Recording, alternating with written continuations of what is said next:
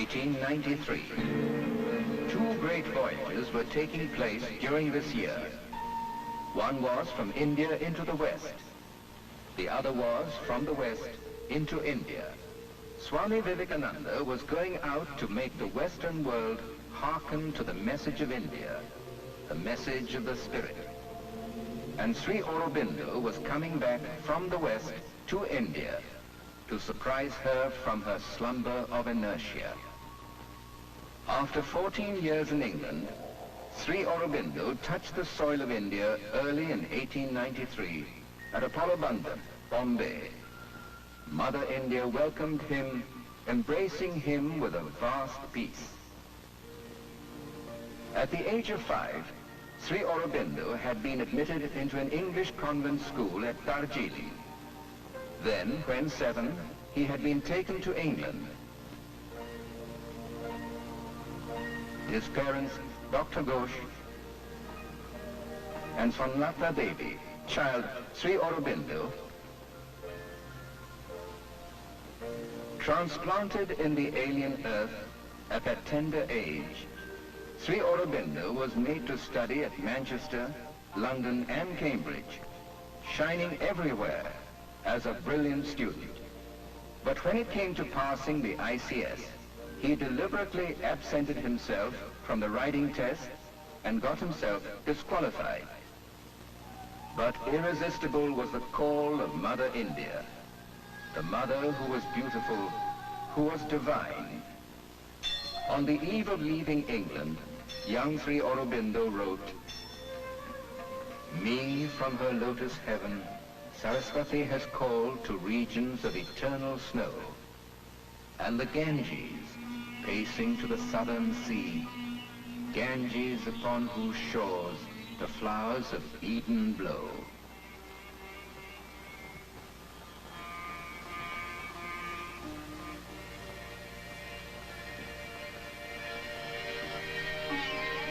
After reaching India, Sri Aurobindo straightaway went to Baroda and took up a job assigned to him by the Gaikwad, Maharaja Sayaji Rao.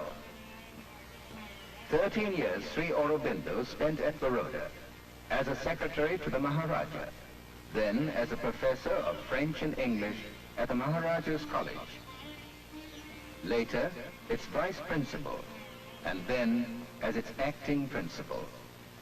During this period, he married Mrinalini Devi at Calcutta. But his main activities, even during this period, could seldom be discerned from the surface. He was having a rendezvous with the soul of India, with her magnificent heritage. He knew that the supreme mysteries of the creation and of man's destiny are hidden here. And the supreme discoveries of these mysteries, too, must be possible here. To Sri Aurobindo, Mother India was not a piece of earth. She was a power, a godhead. Now her freedom became his first concern. Following his direction, some of his trusted lieutenants organized secret societies at several places in India. Members of these militant societies were prepared to make any sacrifice for the cause of independence. Preparing the ground for a nationwide political upsurge was not the only thing which preoccupied him then. He was determined to achieve unity with God. Once, here in Kashmir, on Shankaracharya Hill, there came to him spontaneously the experience of the vacant infinite. Experience after experience followed, but still his first and foremost concern was the awakening and the liberation of India. The government wanted to strike a fatal blow to the emerging spirit of nationalism in India, particularly in Bengal. Lord Curzon introduced his notorious scheme for the partition of Bengal. Immediately, there was a determined protest from the people. In a mammoth gathering, patriots and educationists of Bengal, under the leadership of Raja Subodh Malik, decided to found a national college. and they requested Sri Aurobindo to come and take charge of the institution. Giving up the prosperous Baroda service, Sri Aurobindo came down to Calcutta on a meager salary which soon dwindled down to nothing. A renowned compatriot, Betan Chandrapal, invited him to collaborate in the launching of Vande Mataram. Sri Aurobindo accepted the invitation, and under his guidance, the paper soon became the herald of revolution. Sri Aurobindo visualized that through increasing non-cooperation and passive resistance, administration of the country by a foreign government could be made impossible. This included a boycott of British trade, the substitution of national schools for the government institutions, the creation of arbitration courts, and the creation of volunteer forces. None of these programs failed. The final victory was achieved through these means. The police had let loose brutal violence against the nationalist demonstrators, and Sri Aurobindo was tried in a court of law for preaching sedition through the paper Vande Mataram. But such arrogant actions on part of the government inflamed the people's fury. Nationalist feeling became more intensified, and Vande Mataram became all the more popular. It was during this so-called sedition trial of Sri Aurobindo that Tagore wrote his famous poem, Rabindra. O Aurobindo, bows to thee. O friend, O country's friend, O voice incarnate, free India's soul. The government's move failed. Sri Aurobindo now demanded complete independence for India, Purna Swaraj, the first son of India to do so. In this he had found his greatest collaborator in that great statesman, Lokmanya Tilak. At the historic Surat session of the National Congress in December 1907, where all the top leaders of the then India were present, the nationalists, led by Tilak and Sri Aurobindo, clashed with the moderates. Nationalists held their independent convention. Sri Aurobindo and Tilak rose high in the esteem of the people. The whole of India realized their sincerity of purpose. The youth of India became greatly fascinated by Sri Aurobindo. Wherever he went, he was accorded such receptions as no Indian leader had ever known before.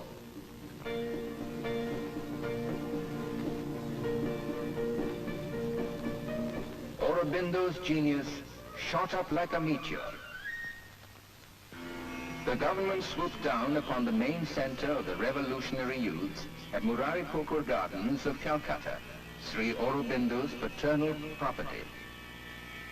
Simultaneously, the government arrested Sri Aurobindo. For 1 year, the trial continued in the Alipur Sessions Court before the judge, Mr. Beechcroft. He had been Sri Aurobindo's classmate at Cambridge.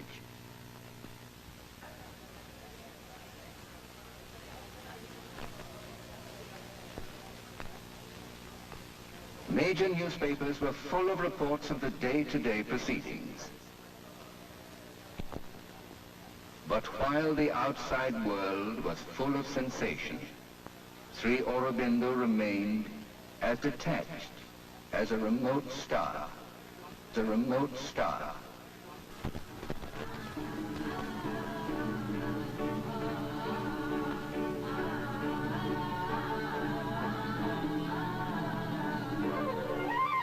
He was having splendid spiritual experiences of realizing Vasudeva as a divine in every object, in every being.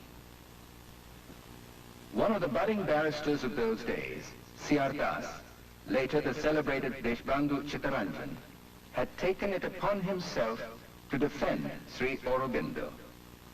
And well known are the inspired words with which Chittaranjan concluded his speech.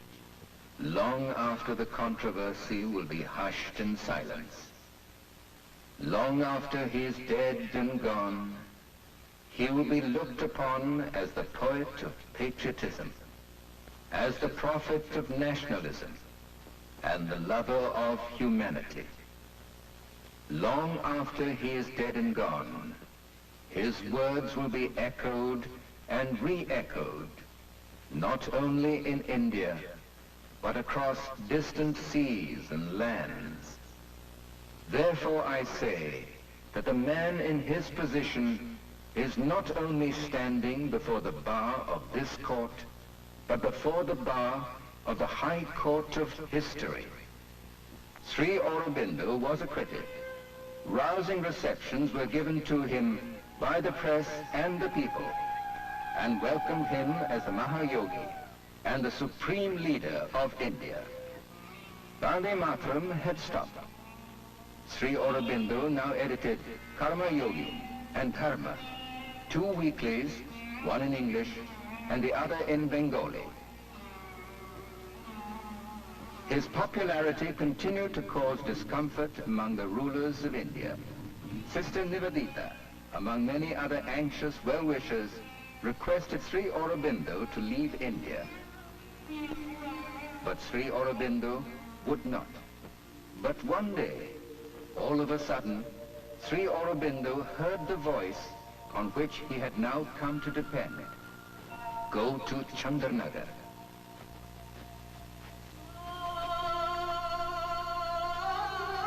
His inner voice had assured him that India's independence was a certainty. He must go now to fresh fields and pastures new. And it was on his birthday that India achieved independence on the 15th August 1947. At Chandranagar, Sri Aurobindo received the guidance to proceed to the French colony of Pondicherry. Now he must dedicate himself to explore the uncharted horizons of man's destiny. Providence had chosen Pondicherry for this adventure in consciousness. Sri Aurobindo was received by his admirers at Pondicherry and was taken to the house of Shankar Chetty on the 4th of April, 1910. After Sri Aurobindo left Calcutta, the government issued a warrant against him for a so-called seditious article. Mr. Ramsay MacDonald, later the Prime Minister of Britain, who had met Sri Aurobindo at Calcutta, asserted that Sri Aurobindo had made his peace with the Eternal. Mr. Keir Hardie, founder of the Labour Party, supported Mr. MacDonald and challenged the government's wisdom in issuing a warrant against Sri Aurobindo.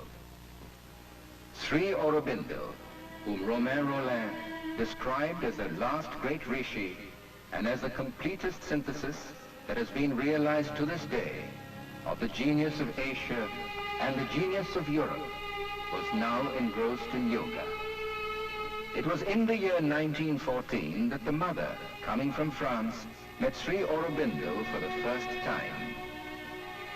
Born in France, the mother was always aware of her divine mission on earth. When she saw Sri Aurobindo on the 29th of March 1914, she instantly knew that the figure that guided her in her spiritual pursuit was his.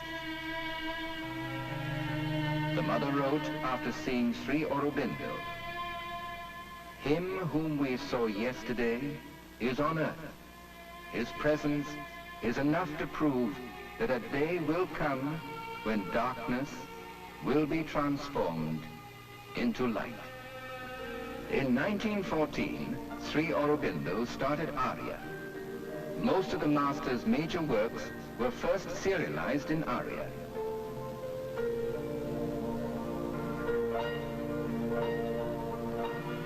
In Savitri, the longest poem ever written in English, and regarded by a Western critic as probably the greatest epic in the English language, a perfect cosmic poem, Sri Aurobindo reveals the unfolding destiny of man. According to the Mahabharata story, Satyavan's death is defeated by Savitri's intense and pure love. One day, the advent and victory of divine love in the human life will defeat all human misery, epitomized in death. The mother returned to Pondicherry in 1920 on the 24th of April. As came the mother, so gathered around her the children from all parts of the world, not ascetic sannyasis, but sadhaks of a life based on spiritual realization. The ideal being, the attainment to the life divine here, on this earth and in the earthly existence. Thus grew the Sri Aurobindo ashram spontaneously in the course of the years, with Sri Aurobindo and the mother as its center. An eternal perfection is molding us into its own image of perfection. The mother and Sri Aurobindo envisage man as an evolving being, destined to evolve into a sublime being. Indeed, the crisis man experiences today in all spheres of his life is an evolutionary crisis. And with a conscious aspiration, man can transcend his present condition. Leaving his works on the physical plane to the mother, Sri Aurobindo withdrew from his body on the 5th of December, 1950.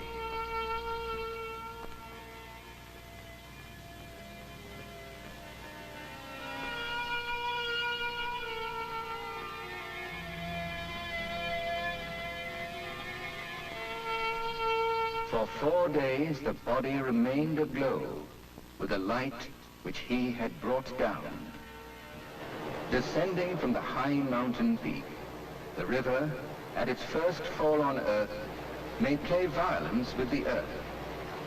But for miles and miles thereafter, it makes the earth smile with flora and makes her children smile with life. Perhaps through a colossal strategic sacrifice, symbolized in giving up the body, Sri Aurobindo facilitated the flow of the supramental light into the earth that will usher in the dawn of man's new destiny. The body was laid in Samadhi on the 9th December. This is how the mother's inscription describes the significance of the master's body. To thee who has been the material envelope of our master, to thee our infinite gratitude. Before thee who has worked, struggled, suffered, hoped, endured so much, before thee who has willed all, attempted all, prepared, achieved all for us, before thee we bow down and implore that we may never forget, even for a moment, all we owe to thee. In Sri Aurobindo's vision, it is not through the rejection of matter, but through the conquest of matter by the Spirit, that the reign of heaven will come. Sri Aurobindo reveals, hitherto unrevealed, the splendors of truth.